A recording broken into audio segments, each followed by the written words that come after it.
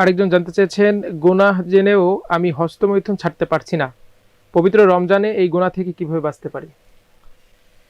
এটার জন্য সব চাইতে আল্লাহর ভয়টা জরুরি।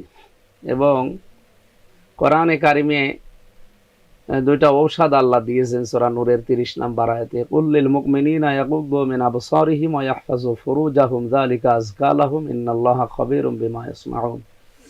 আল্লাহ তাআলা সূরা নূরের 30 নম্বর আয়াতটা আপনারা বাড়ি যেয়ে মিলাবেন, যাদের এরকম অভ্যাস আছে। এখানে দুইটা পবিত্র পদ্ধতির কথা বলা আছে। এক নম্বরে আপনার পরনারী দেখলেই আপনি নিজের চক্ষুকে নিম্নগামী করবেন। 2 নম্বরে লজ্জা স্থানের হেফাজত করবেন।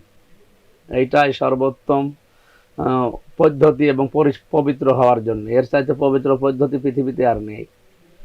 আমার মনে হয় এক্ষেত্রে সবসময় মানুষের ভেতরে থাকার অভ্যাস করা এবং অশ্লীল কোনো দৃশ্য যেগুলো ইন্টারনেটে ভেসে আসে এগুলো না দেখা, এগুলো থেকে বিরত থাকা, আস্তে আস্তে আখেরাতের ভয়গুলো তৈরি করা, আখেরাতের সওয়াব এবং পুরস্কার এবং যে শাস্তি এগুলো সামনে নিয়ে আসা। সব সময় আল্লাহ আমাকে দেখছেন এবং ফেরেশতারা সব লিখছেন এবং আমি প্রতিনিয়ত মৃত্যুর দিকে এগিয়ে যাচ্ছি, এই টেন্ডেন্সি সবসময় তৈরি করা আস্তে আস্তে। আর যদি নাই পারেন রোজা রাখার অভ্যাস করেন, তাহলে আপনি দুর্বল থাকবেন। এই হস্তমৈথুন আপনার দ্বারা আর সামনে হবে না, আমরা আশা করছি।